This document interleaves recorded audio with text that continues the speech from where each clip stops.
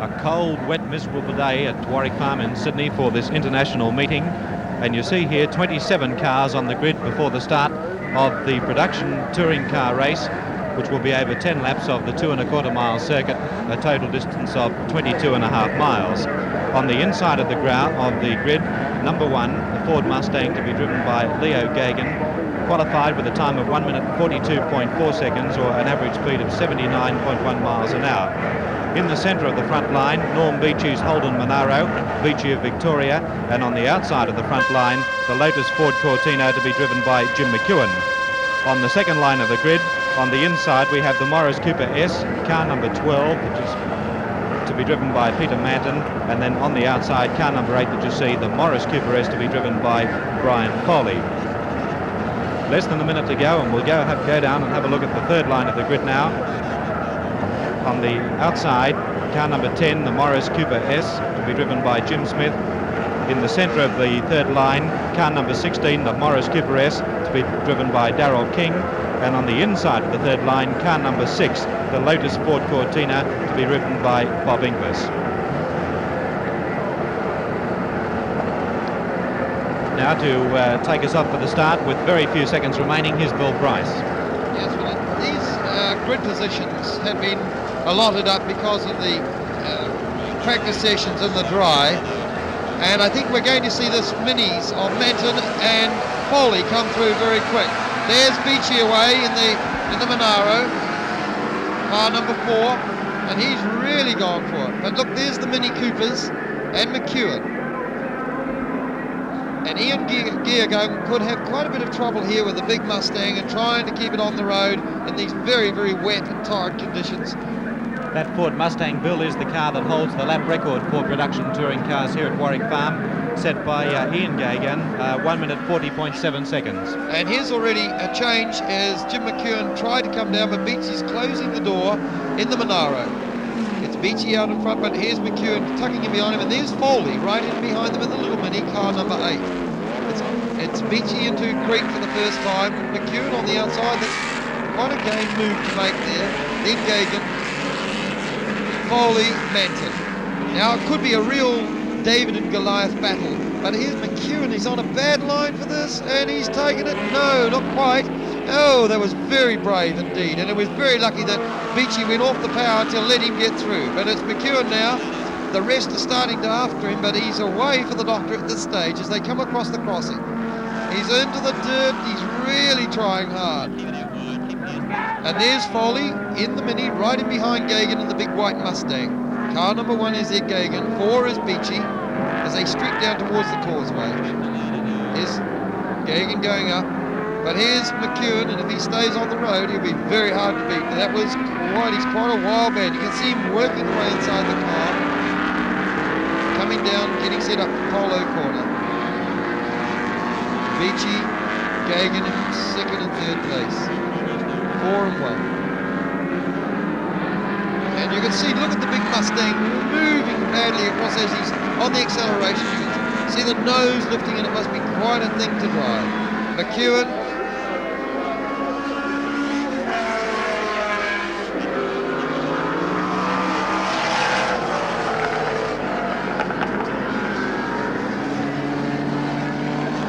After the first lap, a break of some 6 seconds there between those two cars. And there's Beechey wide, and Gagan slips inside him, and away he goes in second place.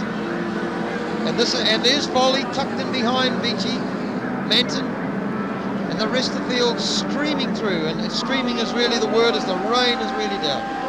That shot will show you the amount of rain falling on the Warwick Farm track and making conditions quite hazardous for the drivers. Certainly wonderful skill that's keeping them in the race.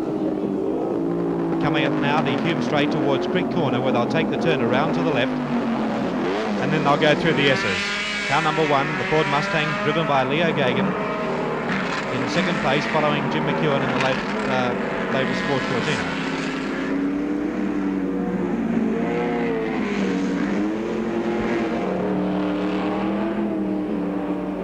Ian Gagan driving, not Leo Gagan. Leo qualified in the car, but Ian Gagan at the wheel of the Ford Mustang. And quite a handful it is indeed. As you can see, coming on the crossing, it's diving off the side of the road. but as he's commonly called, Pete Gagan there, out in with he's in second place, and he's after, there's the leader, Jim McEwen from Victoria in the Lotus Cortina. And he's nearly lost it. I think he has. No, he hang on to it there. You can see the car aquaplane straight across the road. The puddles, he was wide out, nearly lost it, but good control. He recovered well, got out of the corner, which has trapped a couple today already. And he's now coming round through past the polo corner and coming into the main, or into the pit straight. Gagan behind him, not too far away. And you can see as he puts the power on the road. A margin of 5.5 seconds between first and second. 2 laps gone. And already the minis are starting to make their presence felt because they're in second and third place.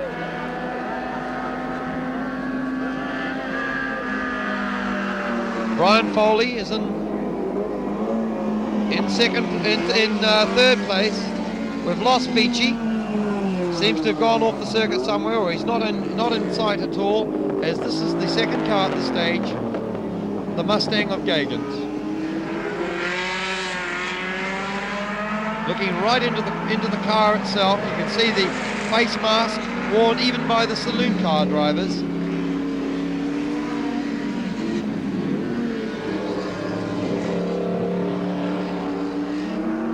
Notice the difference in the camber and the wheels on the front wheels there. They're quite excessive, but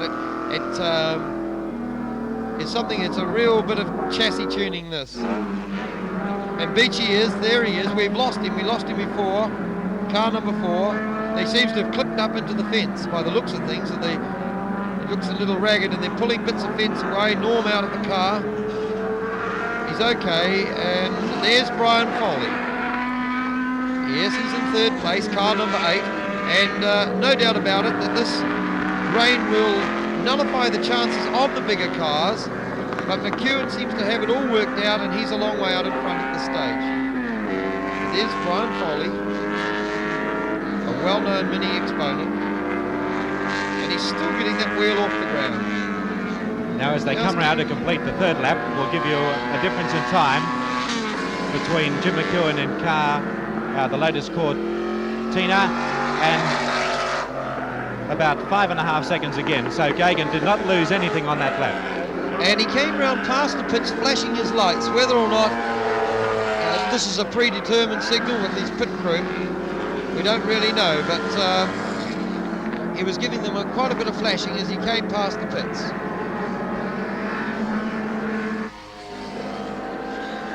Into the fourth lap now, and the leaders, Jim McEwen in car number 7, followed by the Mustang driven by Leo Gagan. Behind Gagan, car number 8, Brian Foley in the Morris Cooper S, and he's followed a little bit further back by another Morris Cooper S, Peter Manton.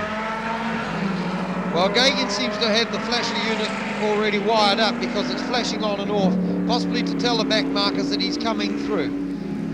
But there's one in front of him, and that's Jim McEwen. McEwen in the Lotus Cortina, power weight ratio a little better suited for this very, very wet place. You look at Gagan working away there inside the car. He's all arms and legs, no doubt, as he swings it round and keeping it on the circuit.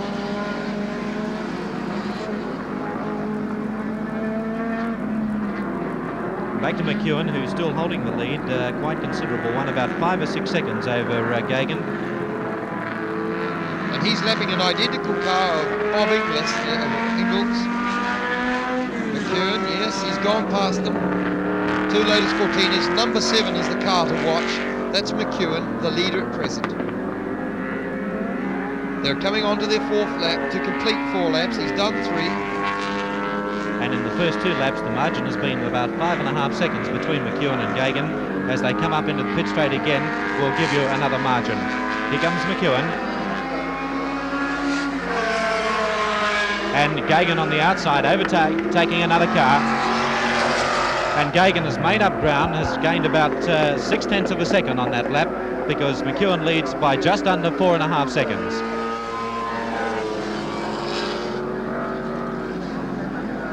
Gagan normally a very hard man to beat in these production touring car races. but today with the track as wet and as slippery as it is, he can't make full use of his power, and this gives the smaller cars, especially the Morris and Austin Cooper S's, the chance to gain some ground. McEwen in the Lotus Cortina showing the way, and here's Gagan closing up a little now. The lights blinking on and off on the big Mustang like neon signs, but warning the slower cars that he wants to get through. And he's not that far away from McEwen. There's McEwen, car 7. Whoa, and he's really got it on the limit, and this is where he went past Beachy on the first lap to take the lead. There's the Mustang. And on the mini battle, Brian Foley seems to have the better of his Victorian counterpart, Peter Manton, because Foley's in 3rd place, Manton in 4th place.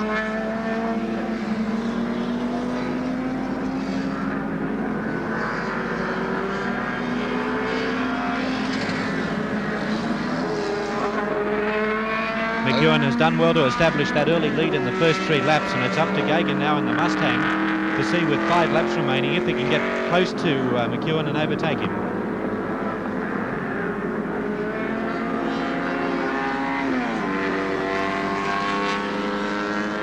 Well, there's a difference in the 2 cars. The Lotus Cortina getting the power on the road a lot more, though it's a lot tweakier around through the top corner. And here's the big Mustang. You can see it moving considerably as Pete Gagan down onto the brakes now, and it's virtually on tiptoes, you might say, going through. Gagan picked up another 0.2 of a second on the 5th lap, and he's now just over 4 seconds behind McEwen. Both cars in the picture there as McEwen swings around and up into Hume Straight. Followed by Gagan. You can see Gagan's lights standing out in all the heavy rain that's falling here at Warwick Farm. McEwen leading Leo Gagan as they go round Creek Corner. Very little in it. I wouldn't be surprised if Gagan has caught up to within 4 seconds of McEwen on the 5th lap.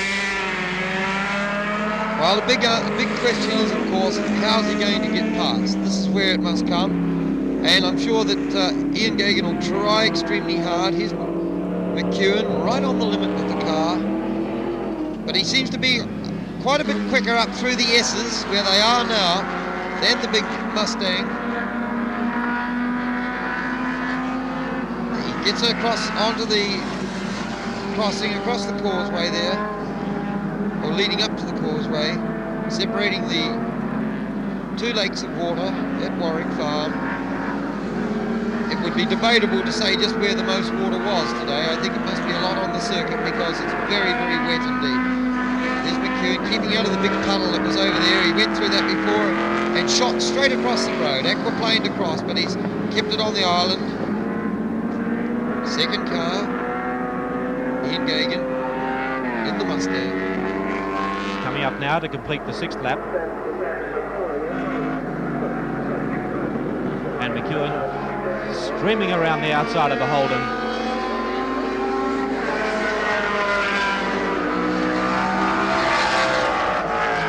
And yes, Gagan has come within 4 seconds. He's picked up another 0.4 of a second, and now McEwen leads Gagan by only 3.6 seconds. 3.6 seconds, 4 laps to go. But can Gagan do it?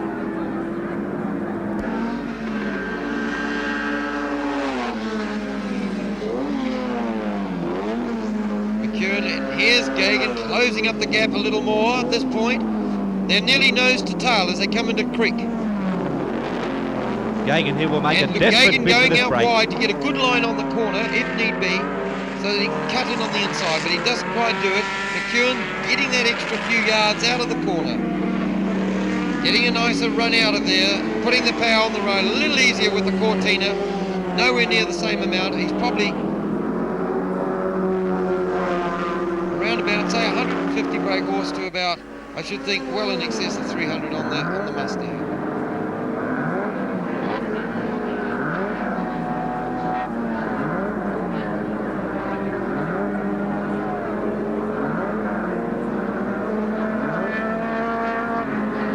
Well, we're just behind the trees here. We've had an indiscretion or a moment by somebody. He's just about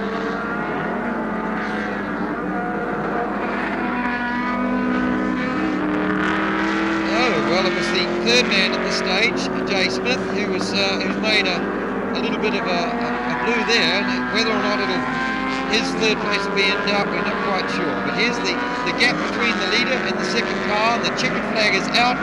Jim McEwen in the Lotus Cortina has to get through this corner safely to take the checkered flag and win this 10-lap race. And there he goes with the big Mustang in second place behind him. Jim McEwen, the winner. McEwen, car number 7, driving a Lotus Ford Cortina, won by 1.5 seconds from Leo Gagan in car number 1, the Ford Mustang, and the time for the race, 22.5 miles, the time 17 minutes 44 seconds. And they're the official placings, 7, 1 and 8. Now I think the third placing was changing just on the official board there. Third is 24. And 24 is one we haven't seen very much of, was Jay Humphrey, who got through obviously, and there's the crowd down on Hume giving them a grand hand indeed as Ian Gagan and Jim McEwen come through. I think it's one of Ian Gagan's best drives in keeping the car on the road. McEwen definitely had the better of the deal with the lighter and not so powerful a Cortina Lotus, but Ian Gagan, no doubt, driving extremely well. I thought possibly, Alan, the Minis might have got in closer to them. The official placings again, Jim McEwen, Lotus Ford Cortina, second, Leo Gagan, Ford Mustang, and third, John Humphreys of Queensland in an Austin Cooper S.